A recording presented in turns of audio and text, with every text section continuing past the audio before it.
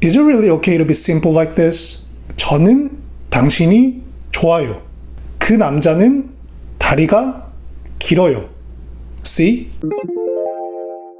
Are you having a hard time understanding how could on earth something like two subjects and one predicate exist?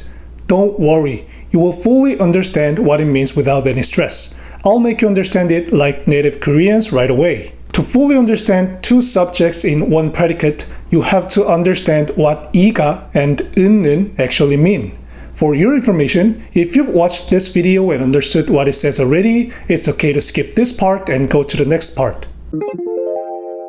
Using this image, I'll make you perfectly understand how different 이가 and 은는. What can you see in this image? Right, the woman is singing. But in Korean, we can say both 여자가 노래 부르고 있어요 or 여자는 노래 부르고 있어요. But what's the difference? When you say 여자가 노래 부르고 있어요, native Korean speakers come up with this image. Simply put, the image of 이가 is emphasizing something. I will say 여자가 노래 부르고 있어요 in English like this. The person who is singing is the woman. It's so simple, right? On the other hand, when you say 여자는 노래 부르고 있어요, native Korean speakers come up with this image. Simply put, the image of 은는 is being separated from others. And for this reason, 은는 have two slightly different nuances at the same time. One, independent of other things, people, etc. Two, unlike other things, people, etc. But how can you use those two different meanings in real conversation? It's also simple. Like this image, if you don't know what other people are doing but know at least the woman is singing, 여자는 노래 부르고 있어요 that comes from your mouth means independent of other people, the woman is singing. But like this image, if you already know other people aren't singing but the woman is singing, 여자는 노래 부르고 있어요 that comes from your mouth means unlike other people, the woman is singing. For your information, it's generally okay to understand 은는 as independent of other things, people, etc. Because in many cases, we usually don't know what other things are like. For example, it's natural to understand 저는 학생이에요 as independent of other people, I'm a student. More specifically, I don't know about what other people are, but at least I'm a student. But when a speaker already knows something is different from other things, it's natural to understand 은는 as unlike other things, like this. 사과 5개 샀어요. 그런데 이것은 썩었어요. In this situation, the speaker knows the other 4 apples aren't rotten. So, 그런데 이것은 썩었어요 means, but unlike other apples, this one is rotten.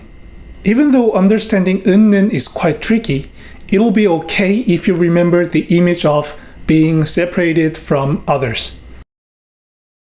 I believe now you understand 이가 as this kind of image and 은는 as this kind of image.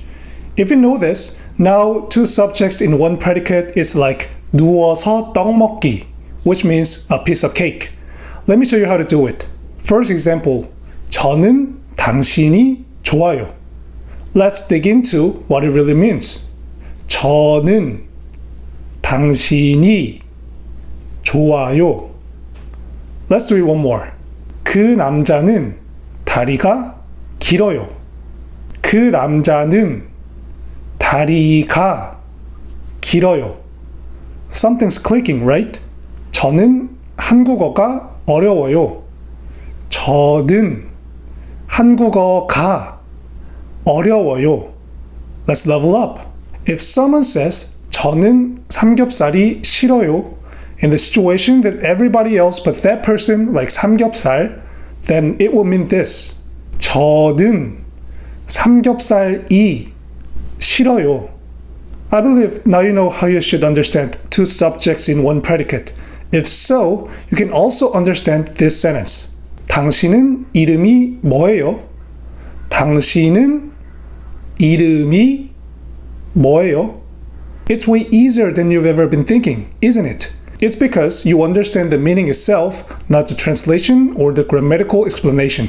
Anyway, in order to internalize these meanings, let's practice more and more.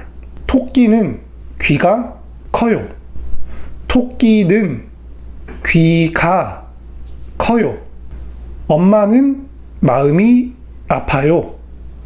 엄마는 마음이 아파요. 선생님은 왜 꽃이 좋아요? 선생님은 왜 꽃이 좋아요? 이 꽃은 왜 색깔이 달라요? 이 꽃은 왜 색깔이 달라요? Now, I believe you fully understand what two subjects in one predicate actually means, and you won't get confused by this anymore. Alright, if you liked this video, please visit my channel and watch various useful videos for you. Thank you so much for watching this video and have a nice day.